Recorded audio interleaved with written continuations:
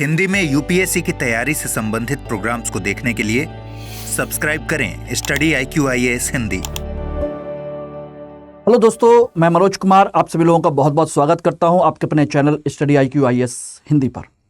सबसे पहले तो आप सभी लोगों को दीपावली की अग्रिम शुभकामनाएं। और ये जो दीपोत्सव का जो त्यौहार है आपके जीवन में बहुत सारी खुशियां और उनके रंग, उनकी रोशनी लेकर के आए, आपके जीवन को जगमगाए, ऐसी मैं कामना करता हूं। दोस्तों, आज मैं आप लोगों के सामने एक चर्चा करने जा रहा हूं हमारे नए इतिहास के वैकल्पिक विषय यानी कि हिस्ट्री ऑप्शनल को लेकर के, नए बैच को लेकर के। ये दोस्तों नया बैच हमारा जो लॉन्च होने जा रहा है आप लोगों के लिए, ये 5 नवंबर से दोपहर में 1 बजे बैच स्टार्ट होने जा रहा है। ठीक है, तो इस बात को लेकर के मुझे काफ़ी खुशी हो रही है कि मैं नया बैच आप लोगों के लिए लॉन्च करने जा रहा हूं। और मैं उम्मीद करूंगा कि दिवाली के बाद आप लोग सभी इतिहास ऑप्शनल के सब्जेक्ट को चूज करके मेरे साथ क्लास को ज्वाइन करें और अपने 300 प्लस नंबर लाने की कोशिश करें और साथ के साथ जीएस में भी उतने ही नंबर लाने की कोशिश करें और अपने मार्क्स बढ़ाएं, जिससे कि आप लोगों का जो सपना है वो पूरा हो सके, प्रॉपर IAS के साथ यूपीएससी में सिलेक्शन हो। ठीक है ना। चलिए, सबसे पहले तो आप लोगों के लिए एक बहुत ही अच्छी न्यूज़ है कि दिवाली सेल आप लोगों के लिए स्टडी IQ लॉन्च कर रहा है। इसलिए दिवाली की अग्रिम शुभकामनाएं। इतिहास वैकल्पिक विषय नवंबर बैच आप लोगों के लिए स्टार्ट हो रहा है और ये बैच दोस्तों आपके 5 नवंबर से स्टार्ट हो रहा है, जिसमें MK लाइव कोड यूज करने पर आपको मात्र 12,499 रुपए में यह कोर्स आपको मिल जाएगा, मात्र 12,500 रुपए में। ठीक है ना। इसमें आप लोगों को वो सारी फैसिलिटीज मिलेगी जो आपको चाहिए होती है। क्या क्या मिलेंगी मैं उसकी चर्चा करूंगा, लेकिन साथ के साथ ये भी मैं बताऊंगा कि इस बैच का उद्देश्य क्या है, पर्पस क्या है, क्या चीजें हैं। और ध्यान रखिएगा, ये 2025 के लिए ही नहीं है, बल्कि 2026 2027 के लिए भी ये बैच है। अगर आप अपना टारगेट बनाते हैं तो इसका बेनिफिट आप उठा सकते हैं। और लेकिन ये ऑफर आप लोगों के लिए, दिवाली का जो ऑफर है ये 31 अक्टूबर तक के लिए है।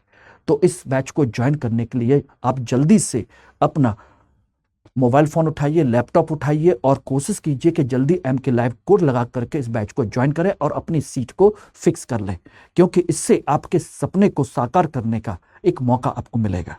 ठीक है ना। इसमें कोई भी डाउट होता है तो आप मुझे यहां पर कांटेक्ट कर सकते हैं। ये रहा मेरा contact detail, Telegram, WhatsApp number, जिस पर आप मुझे कभी भी कांटेक्ट कर सकते हैं। ये मेरी मेल ID है और ये मेरा टेलीग्राम बारकोड है और टेलीग्राम लिंक है। ठीक है ना। लेकिन कोड MK लाइव लगाना मत भूलिएगा, क्योंकि ये मेरा पर्सनल कोड है, जिसका मतलब है कि आप मुझे पसंद करते हैं। ठीक है ना। इसमें सबसे बड़ी चीज है कि जो आपका बैच लॉन्च होने जा रहा है, इसकी कुछ खास बातें आप लोग जान लीजिए कि क्यों। देखिए, पहली बात तो यह है कि इतिहास में मैं जो लक्ष्य लेकर के चल रहा हूं आप लोगों के लिए, वो ये है कि 300 से लेकर के 325 तक आराम से जो अंक हैं मैं आपके दिलवाने की कोशिश करूं। मिनिमम से इतने 300 से 325 के बीच में, कम से कम इसके बीच में आपके मार्क्स आने चाहिए, तब जाकर के आप एक प्रॉपर IAS बनेंगे। और इतिहास आपको इतने मार्क्स आसानी से दिला सकता है। ठीक है ना। टारगेट है आपको प्रॉपर IAS बनाना, प्रॉपर IAS बनाना, ये एक आपके लिए सपना है मेरा। ठीक है। अब इसमें जो कंसेप्ट है, जो चीजें हैं, मैं पहले बता देता हूं कि इस बैच में हम लोग जो 5 नवंबर से जो बैच स्टार्ट करने जा रहे हैं, उस बैच में आप लोगों को क्या मिलेगा। देखिए, सबसे पहली बात तो यह है कि इसको हम बैच शुरू कर रहे हैं आधुनिक भारत के इतिहास से। आधुनिक भारत का इतिहास, जो कि GS में सबसे इंपॉर्टेंट पोर्शन है, और उसके बाद होगा वर्ल्ड हिस्ट्री, उसके बाद एंशिएंट इंडिया, उसके बाद मिडिवल इंडिया। इस तरीके से रोटेशन वाइज आपका बैच चलेगा। आधुनिक भारत शुरू करेंगे और इसका जो कंसेप्ट रहेगा वो ध्यान रखिएगा, आपकी 5 डेज आपकी क्लास तो रहेंगी इसमें 5 डेज क्लास तो रहेंगी, Monday to Friday, Saturday Sunday off रहता है। कारण है कि सैटरडे को आप लोगों को रिवीजन का टाइम मिलेगा, अन्य चीज़ों काम करने का मौका मिलेगा। संडे को आप लोग प्रॉपरली अपना जो पेंडिंग वर्क होता है, अपने नोट्स होते हैं या आपको जो टेस्ट दिया जाता है, वो आप उसको कंडक्ट कर सकते हैं। ठीक है ना? तो 2 दिन का थोड़ा सा आपको रेस्ट मिल जाता है और तैयारी करने का मौका, रिवीजन का मौका, नोट्स बनाने का मौका। साथ के साथ इसमें आपकी होगी daily answer writing, daily answer writing, जिससे कि आपके आंसर राइटिंग का जो लेवल है वो इंप्रूव हो सके। और इसकी जो कॉपियां हैं मैं स्वयं इसको चेक करता हूं, स्वयं चेक करके आपके इवैल्यूएशन करने की कोशिश करता हूं कि कैसे आप लोगों की रैंक को इंप्रूव किया जाए, कैसे आपके मार्क्स को इंप्रूव किया जाए, आपके अंदर क्या कमी है उसको बताया जाए, ना कि किसी बाहर के व्यक्ति के माध्यम से।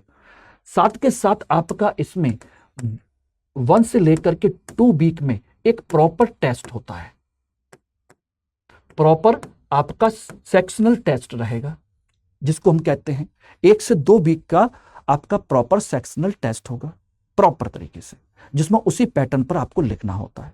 ठीक है ना? तीसरी सबसे बड़ी चीज है कि इसमें आपके टेस्ट सीरीज भी इंक्लूड रहेगी। इस बैच में आपकी टेस्ट सीरीज भी रहेगी। कोर्स कंप्लीट होने के बाद 12 टेस्ट आपके कंडक्ट कराए जाएंगे, सेक्शनल और full length test, 4 full length test और लगभग हर सेगमेंट से 2-2 एक्स्ट्रा आपके टेस्ट होंगे। ठीक है ना? तो टोटल हो गए आपके 12 टेस्ट है ये रहेगा। इसके अलावा आपको प्रोवाइड कराई जाती है आपकी क्लास की पीपीटी, जो मैं आपको सामने बोर्ड पर लिख रहा हूं, इसी को हैंड सेम टू सेम आपको वहां मिल जाती है। इसके अलावा आपको मटेरियल प्रोवाइड कराया जाता है, जिसमें आपको कुछ और किताब पढ़ने की जरूरत नहीं है। मटेरियल क्रक्स आपको प्रोवाइड कराते हैं डिटेल में, जिससे कि आप लोगों को कहीं कोई समस्या ना आए। ठीक है ना? और ये मटेरियल जो इतने लेवल का होता है कि आपको किसी और किताब को पढ़ने की जरूरत नहीं पड़ेगी, यानी केवल एनसीईआरटी पढ़िए और मेरा क्रक्स पढ़िए, क्लास पढ़िए, मोर देन एनफ। लगभग मान के चलिए कि 300 नंबर तक इसमें आसानी से आ सकते हैं। इतने डायमेंशन में, इतने अप्रोच के साथ मैं आपको डिस्कस करूंगा। ठीक है ना? इसके अलावा और इसमें क्या क्या मिलेगा? इसके अलावा इसमें आपकी 2 साल की वैलिडिटी मिलेगी, वैलिडिटी। और 2 साल की वैलिडिटी तो आपके इंस्टीट्यूट की है कि क्लास को आप कंटिन्यू तब तक आप देख सकते हैं, जितनी बार चाहो उतनी बार देख सकते हैं, रिकॉर्डेड देख सकते हैं, लाइव देख सकते हैं। ठीक है ना? लेकिन मेरे साथ जुड़ने की वैलिडिटी आपकी तब तक है जब तक कि आपका सिलेक्शन नहीं होता, अटेम्प्ट खत्म नहीं होते, तब तक आप मेरे टच में रहेंगे और मैं आपके इंप्रूवमेंट के लिए लगातार पर्सनल लेवल पर आपके लिए वर्क करता रहूंगा, इंपॉर्टेंट टॉपिक के माध्यम से, इंपॉर्टेंट डिस्कशन के माध्यम से, या आपकी जो जूम मीटिंग वगैरह होती हैं, ठीक है ना, मीटिंग वगैरह, उनके माध्यम से मैं आपके साथ टच में रहूंगा, आपके इंप्रूवमेंट के लिए वर्क करता रहूंगा, आपका लेवल इंप्रूव करना, क्योंकि टारगेट तो यही है। ये एक खास बात है। अब बात आती है कि इस बैच को ज्वाइन करने से आपको फायदा क्या है, कि मात्र इसको करने से क्या होगा। देखिए दोस्तों, एक चीज ध्यान रखिएगा, ऑप्शनल सब्जेक्ट में आराम से 60% नंबर लाना पॉसिबल है। जीएस में आप टॉपर्स को देखेंगे तो जीएस में उन टॉपर्स के मार्क्स भी 40% भी नहीं आ रहे। क्यों नहीं आ रहे? एक तो उनका जो जीएस का जो लेवल है वो थोड़ा सा हाई हो गया है, दूसरा स्टूडेंट उतने डाइवर्सिफाइड तरीके से पढ़ नहीं सकता। तो अच्छी रैंक लाने के लिए केवल आपका ऑप्शनल सब्जेक्ट बचा हुआ है, तो ऑप्शनल सब्जेक्ट में वो भी टॉपर्स भी फोकस करते हैं और आपको भी करना चाहिए। यह बिल्कुल सही तरीका है और कोशिश करनी चाहिए कि एक ऐसा ऑप्शनल सब्जेक्ट हो जो आपके जीएस के मार्क्स इंप्रूव कर सकता हो। ध्यान रखना। अब कहोगे कि इतिहास कैसे हो सकता है? इतिहास का देखिए, आपके प्री एग्जाम में, प्री में आपके मान के चलिए कि 10 से लेकर के 15 क्वेश्चन तो आते ही आते हैं, जिनको आप इग्नोर नहीं कर सकते बिल्कुल भी। मेंस में आप बात करेंगे तो इसके माध्यम से जीएस का फर्स्ट पेपर जो है, जीएस का फर्स्ट पेपर, उसमें आपके 5 से लेकर के 6 क्वेश्चन आपके रहते ही रहते हैं। और इनका लेवल, जीएस के क्वेश्चंस का लेवल ऑप्शनल से 19 नहीं होता बल्कि 21 होता है। और ये क्लास इस तरीके से मैं ऑलरेडी आप लोगों को डिस्कस कर रहा हूं, आप लोग जाकर के देख सकते हैं यूट्यूब पर। मैं प्रीवियस ईयर के क्वेश्चंस मेंस के डिस्कस कर रहा हूं और उस लेवल को आप समझने की कोशिश कीजिए कि यूपीएससी कहां से पूछ रहा है। किस तरीके से पूछ रहा है, ठीक है ना। इसके अलावा जीएस सेकंड पेपर में आप देखेंगे तो इतिहास का संवैधानिक विकास वाला टॉपिक है। इसी में आपका आईआर वाला टॉपिक है कि नहीं, आईआर भी है। आईआर यानी कि वर्ड हिस्ट्री की जब तक आपको सारी सही चीज की नॉलेज नहीं होगी दोस्त, आईआर का बेसिक कंसेप्ट समझना थोड़ा मुश्किल होगा। चाहे बेसिक आईआर की क्लास कर लीजिए, 10-12 दिन के अंदर आईआर के करंट के टॉपिक डिस्कस किए जाएंगे या उसके बैकग्राउंड को समझाते हुए आपको तैयार किया जाएगा कि आखिर नाटो और यूएसएसआर के बीच की प्रॉब्लम्स क्या थी और आज तक वो आपस में लड़ते क्यों हैं, क्या कारण है, ठीक है ना। तो इतिहास में वो सारी चीजें छुपी हुई हैं, वो आपके सारे कंसेप्ट को क्लियर करती है कि आज का जो वर्ल्ड ऑर्डर है वो कैसे डेवलप हुआ था, किस तरीके से डेवलप हुआ था। तो जीएस के सेकंड पेपर में इसका रोल है इतिहास में। और सोचिए क्या जीएस के थर्ड पेपर में इसका रोल नहीं है, बताइए, इतिहास का बताइए, है कि नहीं। इतिहास का इकोनॉमी में चले जाइए तो इकोनॉमी में आजादी से पहले का आर्थिक विकास, आजादी के समय में हमने आर्थिक विकास की नींव कैसे रखी थी, क्यों रखी थी, इंडिया आफ्टर इंडिपेंडेंस, वो सब इसमें कंसेप्ट क्लियर होता है। बहुत सारी चीजें आपको नक्सलवाद की, भारत की सामाजिक समस्याओं की, भारत के क्षेत्रवाद की समस्याओं की, भारत की बहुत सारे सोशल इश्यूज से रिलेटेड बहुत सारी चीजों की ऐतिहासिक बैकग्राउंड जब तक क्लियर नहीं होगा तब तक आप करंट की सिचुएशन को हैंडल नहीं कर सकते, ठीक है ना। और तो और छोड़ दीजिए निबंध, और निबंध में ऐसा कभी हो सकता है कि बिना इतिहास को एक्सप्लेन किए आप अपनी बात कह पाए। तो सोचिए कि लगभग सभी पेपर में मिलाकर के इतने क्वेश्चंस डायरेक्ट इनडायरेक्ट एक हिस्ट्री से बनते हैं, इसका बहुत बड़ा रोल है। अगर आप चाहते हैं कि प्रॉपर आईएएस मिले तो ये आपको करना चाहिए। और ध्यान रखिएगा, आप इतिहास वैकल्पिक विषय नहीं लेना चाहते मत लीजिए, ऑप्शनल से ज्यादा आपको जीएस में पढ़ना पड़ेगा। सोचिएगा आपके जीएस में एंशिएंट मिडिवल मॉडर्न वर्ल्ड पूरा फैक्चुअल पोर्शन भी पढ़ना पड़ता है, कंसेप्चुअल भी पढ़ना पड़ता है, आर्ट एंड कल्चर भी पढ़ना पड़ता है, सब कुछ पढ़ना पड़ता है। किसको छोड़ेंगे? मैं डरा नहीं रहा हूं, बल्कि आपको एक कहा जाए कि प्रोफेशनल सजेशन दे रहा हूं कि व्यवहारिक बनिए, किसी कहने पर मत चलिए, व्यवहारिक बनकर के अपना काम करने की कोशिश कीजिए, उससे होगा। बात समझ गए नहीं? सोचिएगा हिस्ट्री में एक दूसरा सबसे बड़ी चीज यह है कि हिस्ट्री में आपको फैक्ट्स नहीं पढ़ने हैं, करंट नहीं आपको पढ़ना है, ना करंट पढ़ना है ना फैक्ट पढ़ना, जीएस में पढ़ना है, यहां नहीं पढ़ना, कोई करंट अपडेट नहीं करना। यानी कि एक टॉपिक जब आपने तैयार कर लिया तो उसी को बार बार सोचते रहिए, समझते रहिए, विश्लेषण करते रहिए, काम खत्म हो गया। ये सबसे बड़ी चीज है।